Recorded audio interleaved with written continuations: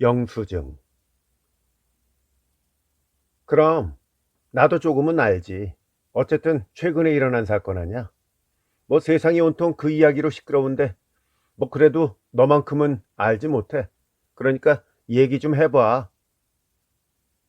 청년 하나가 이렇게 말하더니 붉은 피가 뚝뚝 흐르는 고기 조각을 입으로 가지고 갔다. 그럼 한번 이야기해 볼까?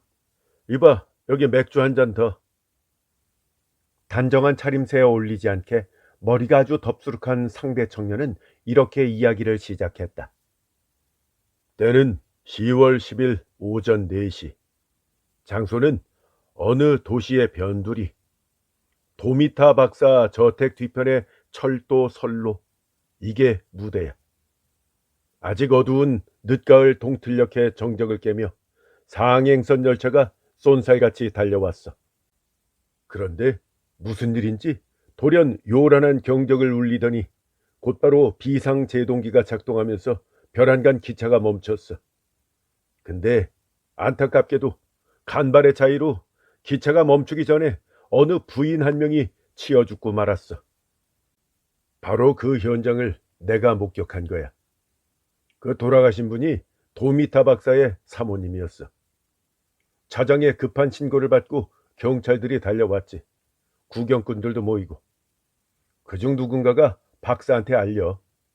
이 놀란 남편인 박사와 하인들이 뛰어나와서 그 북새통에 자네도 알다시피 당시에 그쪽에 놀러가 있던 내가 습관대로 아침 산책을 하다가 마침 그곳을 지나가게 되었던 거야. 시신에 대한 검사가 시작됐어. 경찰의로 보이는 남자가 상처를 검사했지. 한 차례 검사가 끝나자 곧바로 시체는 박사의 집으로 운반되었어. 제3자의 눈에는 아주 간단하게 일이 마무리된 것처럼 보였지. 내가 본 건 이게 다야. 나머지는 신문 기사를 종합한 데다가 내 상상을 가미한 것이니까 그런 줄 알고 들으라고. 자, 경찰의 관찰에 따르면 사인은 물론 열차 사고로 오른쪽 대퇴부가 완전히 절단되었기 때문이라더군. 근데 일이 이 지경에 이르게 된 이유가 뭔가 하니 그것을 설명해줄 아주 유력한 단서가 고인의 품에서 나왔어. 부인이 남편인 박사 앞으로 남긴 한 통의 유서였는데 내용인즉슨 긴 세월을 앓은 폐병으로 자신도 고통스럽고 주위에도 폐를 끼쳐 더는 견디기 힘드니 이제 각오하고 자살을 하겠다. 이런 내용이었어. 아주 흔한 사건이지. 만약에 명탐정 하나가 나타나지만 않았더라면 이 이야기는 그것으로 끝나고 박사 부인의 비관 자살이라느니 뭐라느니 하는 신문 귀퉁이의 작은 기사로 끝났을 텐데 그 명탐정 덕분에 우리에게도 멋진 화제가 생겼다 이 말이야. 구로다 세이타로라는 이름인데 곧잘 신문에 화려하게 등장했던 형사탐정이야. 근데 아주 기특한 친구인 게 평소에 탐정소설 한 권쯤은 읽고 살자 하는 주의 같더라. 뭐 어디까지나 아마추어 처지에서 상상을 한 거지만 그 형사가 탐정소설 번역물에도 나오듯이 개처럼 네 다리로 기면서 현장 주변의 땅바닥을 킁킁대며 돌아다니는 거야. 그런 다음에 이 박사의 저택으로 들어가서 바깥 주인과 하인들에게 이런저런 질문도 하고 확대경을 들고 각 방을 구석구석 확인도 하면서 뭐 적절히 새로운 탐정 기술을 펼친 거지. 그런 다음 그 형사가 서장 앞에 가서 한다는 말이 이 사건은 좀 더 조사해 볼 필요가 있습니다. 라는 거야. 뭐 일동이 별안간 술렁댔지만 어쨌든 시체 부검에 들어갔어. 대학병원에서 모 박사의 집도하에 부검을 해보니까 구로다 명탐정의 추측이 옳더라 이거야. 기차에 치이기 전에 이미 독약의 일종을 복용한 흔적이 나온 거지.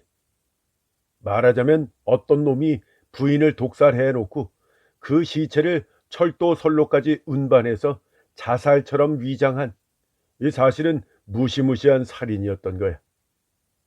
당시 신문은 범인은 누구? 라는 제목으로 날마다 우리의 호기심을 자극했지. 예심 판사가 구로다 형사를 호출해서 증거 조사 절차에 들어갔어. 자, 형사가 잘난 척을 하며 가지고 온 증거물이란 것이 첫째, 단화 한 켤레. 둘째, 석고로 본을 뜬 발자국. 그리고 세 번째로 꾸깃꾸깃해져서 못 쓰는 종이 몇 장이었어. 이 세 가지 증거물로 이 사내가 주장을 하기를 박사의 부인은 자살한 것이 아니라 살해당했다는 거야. 근데 살인자가 남편인 도미타 박사라고 주장을 했어. 어때? 꽤 재밌지? 이야기하던 청년은 약간 교활한 웃음을 띄우며 상대방의 얼굴을 보았다. 안주머니에서 은색 담배 케이스를 꺼내어 유연한 손놀림으로 옥스퍼드 한 개비를 집어올리더니 짤까닥 소리를 내며 뚜껑을 닫았다. 그래. 그러네. 듣고 있던 청년은 이야기꾼 청년을 위해 성냥을 그어주면서 근데 거기까지는 나도 대강 알아. 근데 그 구로다라는 남자가 어떤 방법으로 살인자를 찾아냈는지 그게 듣고 싶단 말이야. 그렇지. 이 탐정 소설로 딱 좋은 내용이야. 구로다 씨가 설명을 하기를 타살이라는 의문을 품은 계기는 사망자의 상처 출혈이 생각보다 적다면서 경찰이가 고개를 갸웃거린 아주 사소한 일이었지. 지난 다이쇼 몇 년 몇 월 며칠에 어디선가 일어났던 노모 살인 사건에서도 그런 예가 있었다는 거야. 의심할 수 있을 만큼 의심하라. 그 의심의 하나하나를 가급적 면밀하게 탐색하라.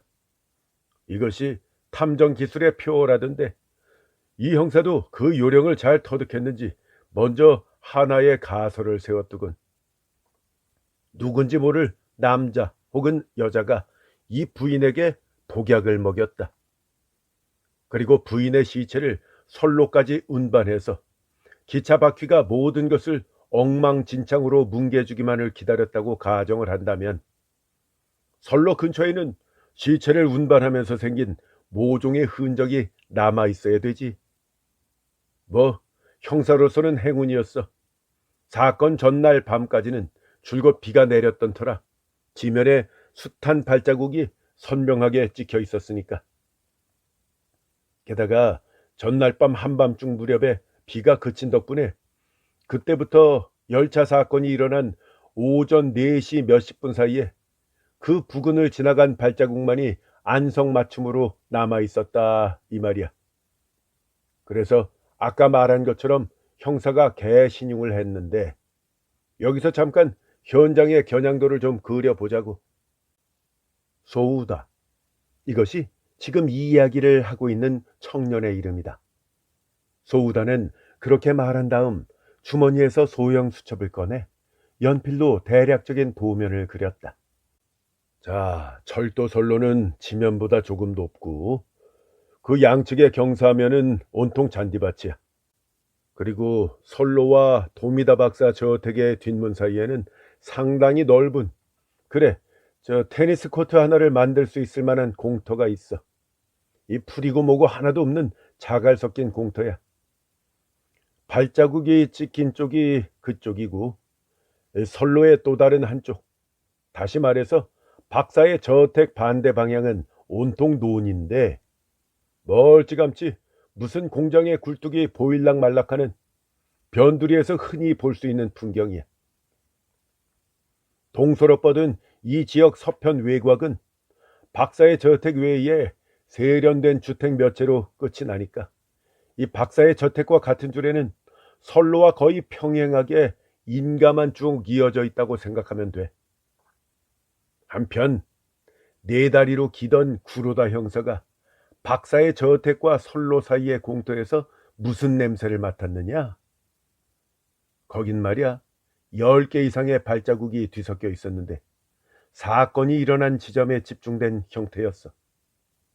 얼핏 봐서는 영 헷갈렸을 텐데 하나하나 분류를 해가면서 조사를 해보니 평상시용 남학신 자국이 몇 종류, 우천용 남학신 자국이 몇 종류, 또 구두 자국 몇 종류, 이렇게 대강 나뉘었지.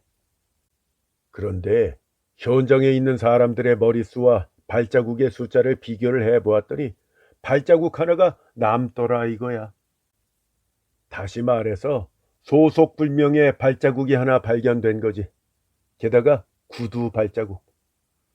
그날 이른 아침 구두를 신은 자는 경찰 일당들밖에 없을 텐데 그 일당 중에는 돌아간 사람이 아직 한 명도 없으니까 좀 이상한 거지. 더 꼼꼼히 조사를 해보니까 그 의문의 구두 발자국이 글쎄 박사의 저택에서 출발되었음이 확인된 거야. 아주 자세히 아는구만. 듣던 청년, 즉 마스무라가 중간에 끼어들었다. 조금 전에 말한 건 황색신문덕을 좀 많이 봤어. 그런 언론은 이런 사건만 터지면 흥미 위주로 장황하게 보도를 하니까 뭐 때로 보탬이 될 때도 있지만. 자, 이야기를 계속할게. 이번에는 박사 저택과 사건 지점 사이를 왕복한 발자국을 조사를 해봤어. 그랬더니 4종류가 나왔다더군. 하나는 조금 전 말한 소속불명의 구두 자국, 두 번째는 현장에 와 있는 박사의 남학신 자국, 세 번째와 네 번째는 박사의 하인 발자국. 이것들 뿐이었어. 그 밖에는 뭐 열차 사고 사망자가 선로까지 걸어온 흔적이 보이지 않았다는 거야. 분명 작은 버선발 모양의 발자국이 찍혀 있어야 되는데 그게 전혀 보이질 않았지. 그렇다면 사망자가 남자 신발을 신고 선로까지 왔나? 아니면 이 구두 자국의 주인인 어떤 자가 부인을 안고 선로까지 운반을 했나? 뭐 둘 중 하나겠지. 물론 전자는 따져볼 필요도 없으니까 우선은 후자가 확실하다고 해도 지장은 없겠지. 왜냐하면 그 구두 자국에는 한 가지 얄궂은 특징이 있었거든. 발 뒤꿈치 쪽이 굉장히 깊게 파여 있었어. 어느 자국이나 똑같았어. 그러니까 무언가 무거운 물건을 들고 걸었다는 증거지. 짐의 무게 때문에 뒤꿈치가 푹 빠진 거야. 형사는 그렇게 판단을 했지. 구로다 씨는 황색 신문에서 이 부분에 대해 아주 제 자랑을 늘어지게 했는데 이 뭐라고 했냐 하면 인간의 발자국은 우리에게 많은 것을 가르쳐 준다. 이런 발자국은 다리 장애인, 이런 발자국은 시각 장애인, 또 이런 발자국은 임산부의 것이라면서 발자국 탐정법에 대해서 일장 연설을 했어. 자네 좀 더 흥미가 있으면 어제 신문을 좀 읽어봐. 자, 이야기가 길어지니까 자잘한 부분은 생략을 하자고.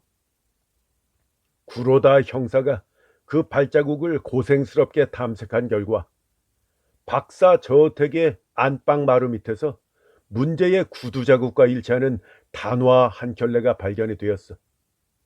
근데 불행히도 그 신발은 그 박사가 늘 신던 것임이 고용인의 증언으로 판명되었지. 그 밖에도 세세한 증거가 많아. 하인의 방과 박사 부부의 방이 상당히 떨어져 있다는 점, 당일 밤에 고용인들 또 여자 둘이었는데 그들은 숙면을 했고 아침 소동 때야 비로소 잠에서 깨었기 때문에 밤중에 일어난 일은 전혀 알지 못했다는 점, 박사 본인은 그날 밤 드물게도 집에 있었다는 점, 게다가 이 박사 가정에 내막이라는 게 있었지.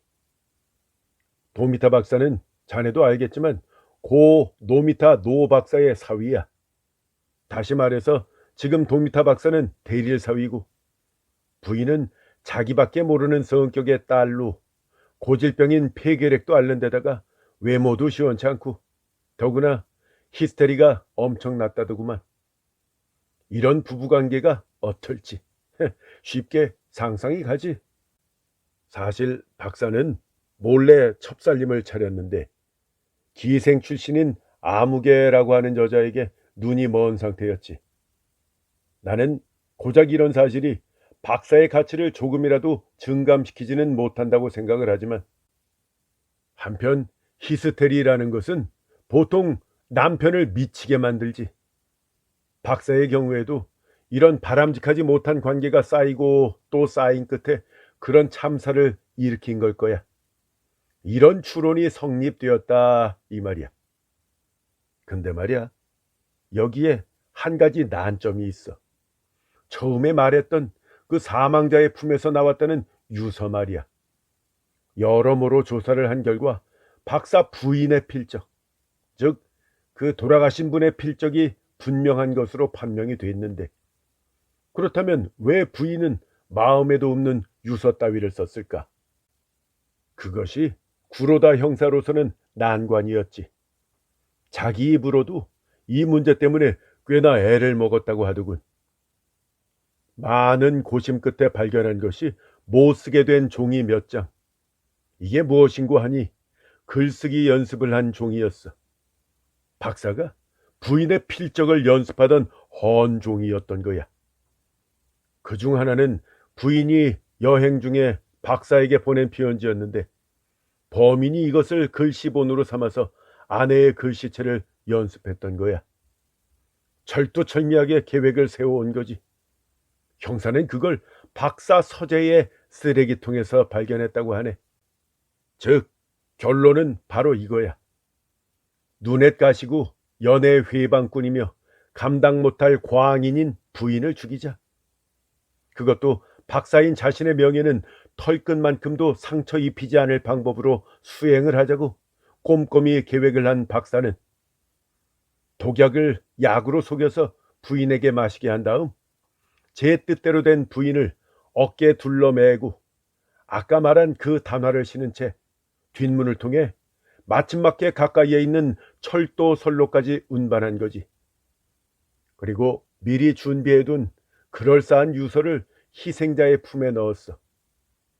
이윽고 사망자가 발견되자 대담한 범인, 즉 박사는 잠언 놀란 표정을 지으며 현장으로 달려왔다. 이렇게 된 거지. 박사가 왜 부인과 헤어지지 않고 이렇게 위험한 선택을 했느냐 하는 점에 대해서는 아마 신문 기자 개인의 생각인 것 같기는 한데, 한 신문에서 이런 설명을 하더라고. 첫째, 고 노 박사와 싸운 의리상 이 세상의 비난을 염려했다는 것. 둘째로는 그런 잔악한 짓까지 서슴지 않은 박사에게 어쩌면 이것이 더 주된 이유였는지도 모르겠는데, 박사의 부인에게는 물려받은 재산이 제법 있다는 것. 이 두 가지 이유를 들고 있더군. 이렇게 해서 박사는 구속되고 구로다 세이타로 씨는 명예를 얻었지. 탐정으로서 말이야. 그리고 신문 기자는 뜻밖의 수학을. 학계는 더할 나위 없는 불상사를 겪게 됐고, 이 자네도 말했듯이 세상은 지금 이 이야기로 들끓게 된 거지. 소우다는 이렇게 말을 마치더니 눈앞에 잔을 들어 꿀꺽꿀꺽 들이켰다. 아무리 현장을 목격했다지만 참 자세히도 조사를 했구만 그래. 그나저나 그 구로다라는 형사, 이 머리가 상당히 좋은 것 같은데? 뭐 일종의 소설가라고 할 수 있지. 아 그래? 소설가? 근데 소설 이상의 흥미로운 걸 창작했다고 해도 되겠어? 난 생각이 좀 달라. 그가 소설가 이상도 이하도 아니라고 생각해. 한 손을 조끼 주머니에 넣고 무언가를 찾으면서 소우다가 빈정거리며 이렇게 말했다. 소설가 이상도 이하도 아니라니 그게 무슨 말이야? 마스무라는 담배 연기 속에서 눈을 깜빡이며 반문했다. 구로다 씨는 소설가일지는 몰라도 탐정은 아니라는 말이야. 그건 왜? 마스무라는 깜짝 놀란 모양이었다. 무언가 굉장한, 있을 수 없는 무언가를 예감한 듯 그는 상대 눈을 바라보았다. 소우다는 조끼 주머니에서 작은 종이 쪽지를 꺼내 테이블 위에 놓았다. 그런 다음 이게 뭔지 알겠어? 하고 물었다. 어, 이게 뭘 어떻다고 그러지? PL 상회의 영수증이네. 마스무라는 이상하다는 표정으로 반문했다. 맞아, 영수증이지. 이 3등 급행열차에서 40전을 주고 베개를 대여했다는 영수증이야. 이건 내가 사건 현장에서 우연히 주운 건데 말이야. 난 이걸로 박사의 무죄를 주장할 거야. 아니, 그게 무슨 뚱딴지 같은 소리야? 농담하지 마. 마스무라는 딱히 반발하는 기색도 없이 반신반의하는 표정으로 말했다. 애당초 증거 따위와는 상관없이 이 박사는 무죄여야만 해. 도미타 박사 같은 세계적인 학자를 고작 히스테릭한 여자 하나의 목숨 때문에 이 세계에서 매장시킨다? 헤, 어떤 멍청한 놈이 그런 생각을 하느냐 말이야. 자, 마스무라, 나는 오늘 1시 반 기차로 박사가 부재 중인 집을 방문할 작정이야. 집에 있는 사람들한테 좀 물어볼 게 있어서. 이렇게 말한 뒤 손목시계를 슬쩍 본 소우다는 바로 일어섰다. 아마 박사는 스스로 변론해야 할 거야. 박사를 동정하는 법률가들도 박사를 위해서 변호를 할 것이고. 하지만 말이야, 지금 내 손에 쥐어 있는 증거물은 아무도 몰라. 무슨 사연인지 말해보라고? 아니야, 조금만 더 기다려. 조금 더 조사를 해야 완결이 되거든. 내 추리에는 아직 허점이 좀 있어. 그 허점을 메워야 한단 말이야. 자, 미안하지만 잠깐 나갔다 올게. 저 웨이터, 차 좀 불러줘요. 자, 그럼 내일 또 보자고. 다음 날, 그 지역에서 발행 부수가 가장 많다는 모 신문 석간에 5단에 이르는 다음과 같은 장문의 기사가 게재되었다. 표제어는 도미타 박사의 무죄를 증명하다 라는 것이고 소우다 고로의 서명이 붙어 있었다. 그 기사의 내용은 다음과 같은 것이었다. 나는 소우다 고로이다. 나는 이 기사와 같은 내용의 문서를 도미타 박사의 신문을 담당하고 있는 예심 판사에게 제출했다. 하지만 당국이 직접 발표하지 않을 것을 우려함과 동시에 여론의 환기를 위해서 이 글을 신문사에도 보낸다. 나는 박사와는 아무런 은원 관계가 없으며 그저 저서를 통해 경험한 박사의 두뇌를 존경하는 한 사람일 뿐이다. 하지만 이번 사건과 관련해 너무나도 잘못된 추단으로 죄를 물게 된 우리 학계의 원로를 구할 사람은 우연히 사건 현장에 있다가 작은 증거물을 손에 넣은 내가 아니면 안 된다고 믿기에 당연한 의무로 여기고 이렇게 행동에 나섰다. 이 점에 대해 오해가 없기를 바란다. 내가 박사의 무죄를 믿는 근거가 무엇인지 한마디로 설명을 하자면 사법당국이 형사 구로다 세이타로 씨의 조사를 통해 추리한 박사의 범죄라는 것이 너무도 분별 없기 때문이다. 너무도 유치한 속임수로 가득해 있다는 점 때문이다. 그 어떤 미세한 부분도 놓치지 않아 투철하기로는 견줄 자가 없는 그 대학자의 두뇌와 이번에 소위 범죄의 사실이라는 것을 비교를 해보면 나는 어떻게 느끼느냐? 그 사상이 너무도 동떨어져 있어서 오히려 쓴웃음만 나올 뿐이다. 당국 사람들은 박사의 두뇌가 섣불리 발자국을 남기고 필적 위조를 위해서 글자를 연습한 종이를 집에 남긴 데다가 독약이 든 컵까지 남겨서 구로타 모 씨의 명성을 높여줄 정도로 노둔하다고 생각하는가? 또한 그 박학한 혐의자가 독약을 먹인 시체에 흔적이 남기 마련이라는 사실을 예상하지 못했을 것으로 생각한단 말인가? 아무런 증거를 제출할 필요도 없이 나는 당연히 박사가 무죄라고 믿는다. 그렇다고 해서 내가 지금 언급한 단순한 추측만으로 이 진술을 마음먹을 정도로 무모하지는 않다. 형사 구로다 세이타로 씨는 지금 화려한 훈장으로 빛나고 있다. 세인들은 그를 일본산 셜록 홈즈라고까지 찬미하고 있다. 그 뿌듯함의 절정에 있는 그를 실망의 구렁텅이로 빠뜨려야만 한다는 사실이 나는 유감스럽다. 나는 구로타 씨가 우리나라의 경찰 중에서는 가장 우수한 실력자임을 믿는다. 이번 실패는 다른 사람들보다 머리가 좋았기 때문에 벌어진 재앙이다. 그의 출입법에 잘못은 없었다. 다만 자료를 관찰할 때 빠뜨린 것이 있었다. 다시 말해서 주도 면밀하다는 점에서 이 나라는 일개 서생에게 뒤졌음을 그를 위해 깊이 아쉬워하는 바이다. 그것이야 어찌 되었든 내가 제공하고자 하는 증거물은 다음 두 가지의 극히 시시한 물건이다. 1. 내가 현장에서 습득한 PL 상회의 영수증.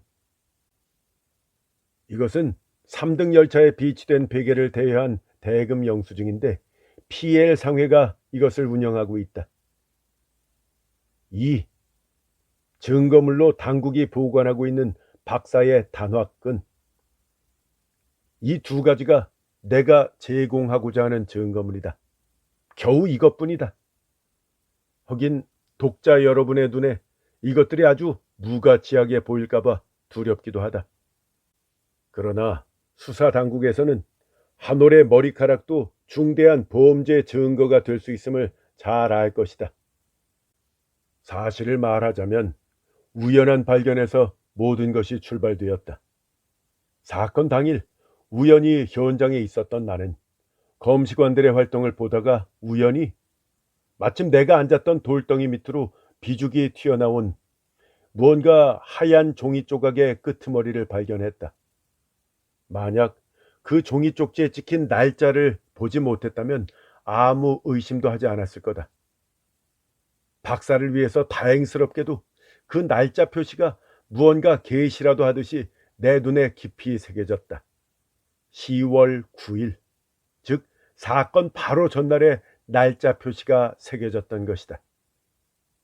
나는 그 20킬로는 거뜬히 나가는 돌덩이를 치우고 비에 젖어 다 헤어진 그 종이를 주었다.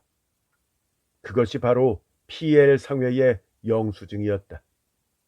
그리고 그것이 내 호기심을 자극했다. 한편 구로다 씨가 현장에서 못 보고 지나친 것이 세 가지가 있다. 그중 하나는 우연히도 내 손에 떨어진 PL 상회의 영수증이다. 그리고 이것 말고도 적어도 두 가지를 놓친 것은 분명하다.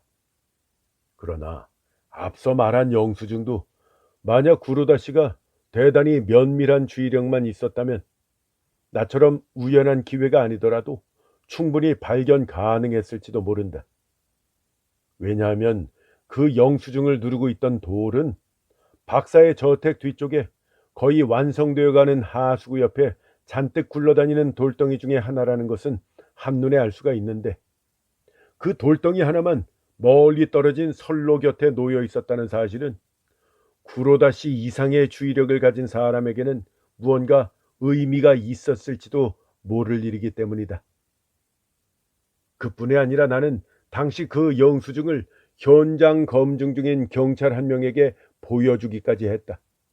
하지만 그 경찰은 방해가 된다면서 나에게 호통을 쳤다. 거들떠보지도 않은 것이다.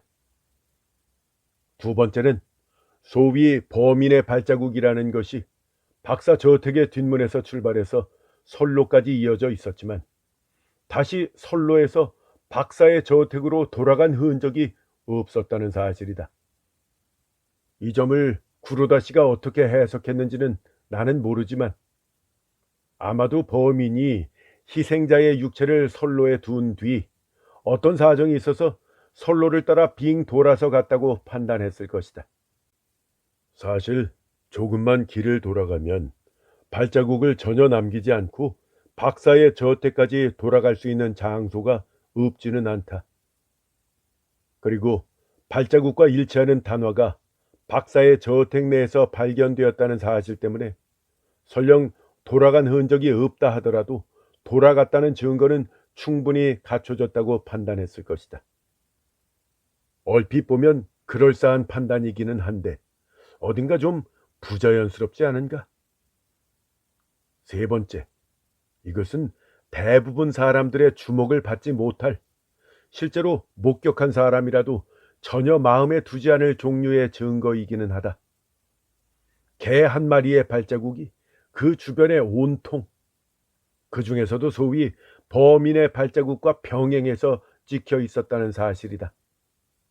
내가 어떻게 이 사실에 주목하게 되었느냐 하면, 사망자가 나왔을 경우 그 부근에 있던 개가, 그것도 발자국이 박사의 저택 뒷문에서 사라진 것으로 보아 아마도 사망자의 애견이었을 바로 이 개가 많은 인파 곁에 오지 않는 것이 이상하다고 생각했기 때문이다. 이상 나는 나의 소위 증거라 칭하는 것을 모조리 열거했다. 예민한 독자는 내가 지금부터 무엇을 말하려는지 대부분 추측하셨을 것이다. 그들에게는 사족일지도 모르지만 어쨌든 나는 결론까지 진술해야 한다. 그날 집에 돌아왔을 때까지만 해도 나는 아무런 생각이 없었다. 앞서 서술한 세 가지 증거에 대해서도 딱히 심각하게 생각하지 않았었다. 여기서는 독자의 주의를 환기시키기 위해서 일부러 명료하게 기술했을 뿐, 내가 당일 그 자리에서 이런 많은 생각을 했던 것은 아니다. 다만 다음 날과 그 다음 날 아침 신문에서 내가 존경하는 박사가 용의자로 구속되었다는 사실을 알게 되고 구로다 형사의 고생담이라는 것을 읽고 나자 나는 이 진술의 서두에서 서술했듯이 상식적인 판단하에 구로다 씨의 추리에 어딘가 오류가 있음이 분명하다고 믿고 당일 목격한 여러 가지 일들을 조합하였으며, 그래도 남는 의문점은 오늘 박사의 저택을 방문해서 빈집을 지키고 있는 고용인들에게 이런저런 문의를 한 결과 마침내 사건의 진상을 파악하게 되었다. 자, 이쯤에서 차례대로 내가 추리한 과정을 기록하기로 하겠다. 앞서 말했듯이 출발점은 피엘 상회의 영수증이었다. 사건 전날, 아마도 전날 밤 심야에 급행열차의 창에서 떨어진 것으로 짐작되는 이 영수증이 왜 20킬로는 거뜬히 나갈 무거운 돌덩이 밑에 깔려 있었는가 하는 점이 첫 번째 착안점이었다. 전날 밤 피엘 상회의 영수증을 떨어뜨리고 간 열차가 통과했을 때 누군가가 그 돌덩이를 들고 그 자리에 왔다고 판단하는 것이 합리적일 것이다. 그 돌이 기차의 선로 혹은 돌덩이를 적재하고 통과한 무게 화물 열차에서 떨어지지 않았다는 것은 위치만 보아도 명백하다. 그렇다면 이 돌을 어디서 가지고 왔을까? 상당히 무게가 나가는 만큼 먼 곳일 리는 없다. 우선 박사의 저택 뒤쪽에 하수구 설치를 위해 놓아둔 많은 돌덩이 중 하나라는 사실은 쐐기 모양으로 잘라낸 형태만 보아도 분명하다. 다시 말해서 전날 밤 이슥한 시각부터 그날 아침 사망자가 발견된 시각 사이에 박사의 저택에서 사망자가 있던 장소까지 그 돌을 운반한 자가 있다는 뜻이다. 그렇다면 그 발자국이 남아 있어야 한다. 전날 밤에는 빛발이 약해지다가 한밤중에 완전히 그쳤기 때문에 발자국이 물에 쓸려갔을 리는 없다. 그런데 구로다 씨가 조사한 대로 그날 아침 현장에 있던 이들의 발자국 외에 단 하나 범인의 발자국밖에 없다. 이렇게 되면 돌을 운반한 자가 범인이어야 한다는 결론이 나온다. 이렇게 이상한 결론에 도달한 나는 어떻게 해야 범인이 돌을 운반했다고 하는 사실에 가능성을 부여할 수 있을지 고민했다. 그러다가 아주 교묘한 속임수가 쓰였음을 깨닫고 깜짝 놀랐다. 인간을 안고 걸은 발자국과 돌을 안고 걸은 발자국, 분명 이 둘은 숙련된 탐정의 눈을 어둡게 하기에 충분할 만큼 비슷할 것이다. 나는 이 놀라운 속임수를 깨달았다. 박사에게 살인 혐의를 씌우려 한 누군가가 박사의 구두를 신고 부인 대신 돌덩이를 아는 채 선로까지 발자국을 찍으면서 갔다고 생각하는 것 외에 해석할 방법이 없기 때문이다. 만약에 이 혐오스러운 속임수를 쓴 그 작자가 그 발자국을 찍었다면 열차에 치인 당사자, 즉 박사의 부인은 어떻게 선로까지 갔을까? 발자국 하나가 부족하게 된다. 이상의 추리에서 당연히 나오는 하나의 귀결로 나는 유감스럽게도 박사의 부인이야말로 남편을 저주하는 무서운 악마였음을 확인할 수밖에 없다. 전율할 만한 범죄의 천재, 질투로 미쳐버린, 게다가 폐결핵이라는 불치의 병에 걸린 한 명의 음울한 여자를 나는 상상했다. 모든 것이 암흑이다. 모든 것이 음습하다. 그 암흑과 음습함 속에 눈만이 끔찍하게 빛나는 창백한 여자의 환상, 수십 수백일의 환상, 그 환상의 실현. 나는 나도 모르는 사이에 오싹하고 소름이 끼쳤다. 자, 그것은 그렇다 치고 다음으로 두 번째 의문이다. 발자국이 박사의 저택으로 돌아가지 않았다는 점은 어떤가? 단순하게 생각을 하자면 사망자가 신고 간 구두 자국이니까 돌아오지 않는 것이 오히려 당연하게 느껴질지도 모른다. 그러나 나는 조금 더 깊이 생각해 볼 필요가 있다고 생각했다.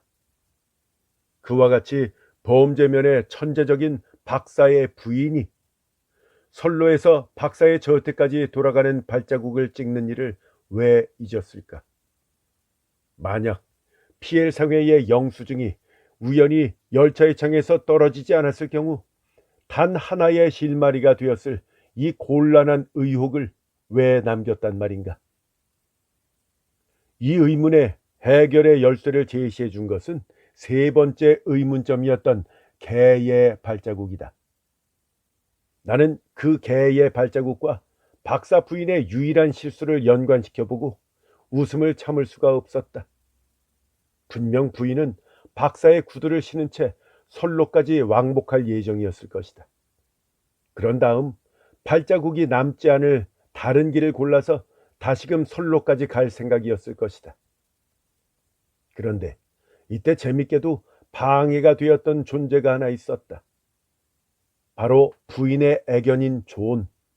이 존이라는 이름은 내가 오늘 박사의 집에서 그 고용인을 통해 알게 된 것이다.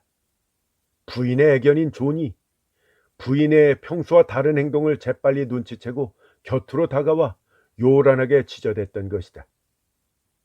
부인은 개 짖는 소리에 집안 사람들이 잠에서 깨서 자신을 발견할까 봐 걱정이 되었다. 꾸물거릴 수는 없다. 혹시 집안 사람들이 깨지 않는다 해도 존이 짖는 소리에 이웃 개들까지 몰려들기라도 한다면 낭패다. 그래서 부인은 이 난관을 역이용해서 존을 쫓아냄과 동시에 자신의 계획도 수행할 수 있는 영리한 방법을 순간적으로 생각해냈다. 내가 오늘 조사한 결과에 따르면 이 존이라는 개는 평소부터 물건을 입에 물고 심부름을 하도록 훈련을 받고 있었다. 대부분은 남편과 동행하다가 중간에 집까지 물건을 전달하도록 길들여져 있었다. 또한 그런 경우 존은 가지고 돌아간 물건을 반드시 안방의 툇마루 위에 놓는 습관이 있었다.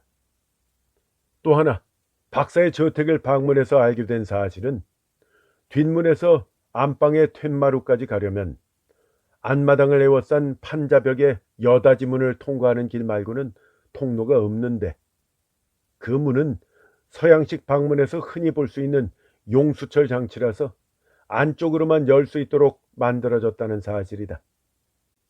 박사의 부인은 이 두 가지를 교묘하게 이용했다. 개라는 동물을 아는 사람이라면 이런 경우 말로만 쫓아내서는 떠나지 않지만 무언가 명령을, 이를테면 나무 토막을 멀찍이 던지고 가져오라는 식으로 명령을 하면 반드시 그 말에 따른다는 사실을 부정하지 않을 것이다. 이런 개의 습성을 이용해서 부인은 구두를 존에게 주고 그 자리에서 떠나게 만들었다. 그 구두가 안방의 툇마루 앞에 놓이게 될 것을 알고 있었다. 게다가 안쪽에서는 밀어도 열리지 않는 문이니까 개가 다시 그녀가 있는 곳으로 돌아오지 않기를 바랐던 것이다. 이상은 집으로 돌아가는 구두 자국이 찍히지 않은 것과 개의 발자국, 또 기타 사정, 그리고 범죄면에 천재적이었던 박사 부인의 머리를 모두 종합한 내 상상일 뿐이다. 지금 이 순간 너무 깊이 파고들은 것은 아닌지 우려가 되기도 한다. 오히려 돌아가는 발자국이 없었던 것은 단순한 부인의 실수였고, 개의 발자국은 처음부터 부인이 구두의 뒤처리를 위해 계획했다고 생각하는 편이 옳을 수도 있다. 하지만 어느 편이든 내가 주장하는 부인의 범죄라는 사실에는 변함이 없다. 자, 여기서 또 하나 의문이 생긴다. 한 마리의 개가 한 켤레, 즉 2개의 신발을 어떻게 한 번에 물고 갈 수 있었을까 하는 점이다. 이것에 대한 답은 앞서 열거한 2개의 증거물 중에 아직 설명을 하지 않은 증거물인데, 당국이 보관하고 있는 박사의 구두끈이다. 나는 박사의 고용인 가운데 한 사람에게 그 기억 속에서 구두가 압수될 당시 극장의 신발지기가 그려놓듯이 구두와 구두가 구두끈으로 연결되어 있었다는 사실을 어렵사리 찾아냈다. 형사 구로다 씨는 이 점을 인지했을까? 주의를 기울였을까? 목적하던 것을 발견한 기쁨 때문에 혹시 무시한 것은 아닐까? 만약 무시하지 않았다 하더라도 범인이 모종의 이유로 이 끈을 연결해 툇마루 밑에 숨겨두었다는 식의 추측만으로 안심했던 것은 아닐까? 그렇지 않았다면 구로다 씨가 내린 그런 결론은 결코 나오지 않았을 것이다. 이렇게 한 뒤 무서운 저주의 여인은 준비해 두었던 독약을 복용하고 선로에 누워서 명예의 정점에서 배척이라는 골짜기 밑바닥으로 떨어지고 끝내는 감옥에서 신음하게 될 남편의 환영에 섬뜩한 웃음을 띄우며 급행열차의 바퀴에 치일 순간만을 기다렸다. 독약이 들어있던 용기에 대해서는 나도 전혀 모른다. 하지만 이 기사를 읽고 있는 별난 취미가 있는 어느 독자가 이 선로 부근을 열심히 찾아다닌다면 아마도 논바닥의 진흙 속에서 무언가를 발견할 수 있지 않을까?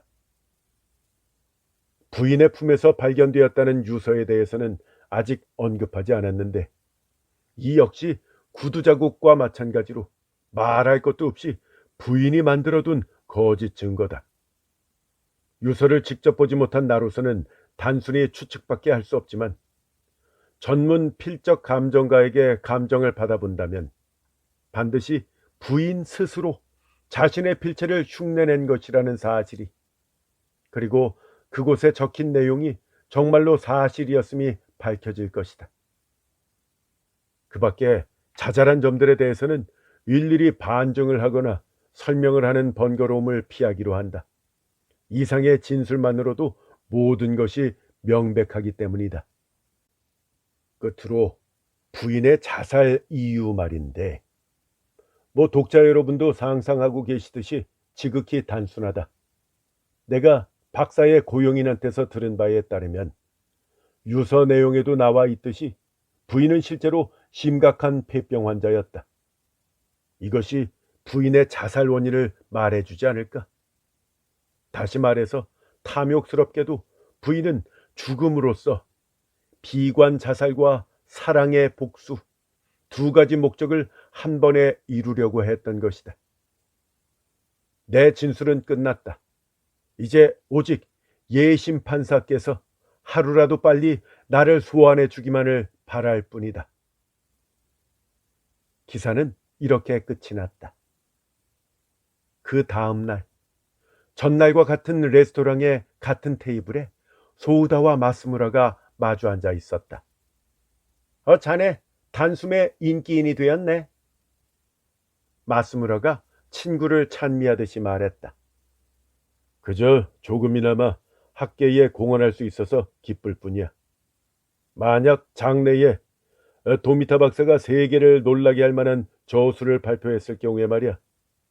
그 서명하는 자리에 소우다 고로 공저라는 빛나는 글자를 덧붙여 달라고 박사한테 요구해도 될 것 같지 않아? 이렇게 말하더니 소우다는 덥수룩하게 자란 머리카락 속에 빗질이라도 하듯이 벌린 손가락을 쑤셔 넣었다. 그나저나 자네가 이렇게 훌륭한 탐정일 줄은 몰랐는데. 그 탐정이라는 단어 말이야. 공상가라고 정정을 좀 해줘. 실제로 내 공상은 어디로 튈지 모르거든. 예를 들면 만약 그 용의자가 내가 숭배하는 대학자가 아니었을 경우 이 도미타 박사가 부인을 살해한 범인이라는 공상도 했을지 모르니까. 그리고 내가 가장 유력한 증거라면서 제시한 모든 것을 깡그리 부정했을지도 모르지. 자네 혹시 이거 아나? 내가 사실인 양 천연덕스럽게 열거한 증거들이라는 거. 잘 생각해보면 죄다 그렇지 않은 다른 경우도 상상할 수 있는 모호한 것들 뿐이야. 다만 한 가지 확실한 것은 피엘 상회의 영수증인데 사실 그것도 그래. 가령 문제의 돌덩이 밑에서 주운 것이 아니라 그 돌 옆에서 주었다면 어쩔 거야. 소우다는 잘 이해가 되지 않는 모양인 상대의 얼굴을 바라보면서 퍽도 재미있다는 듯이 낄낄거렸다.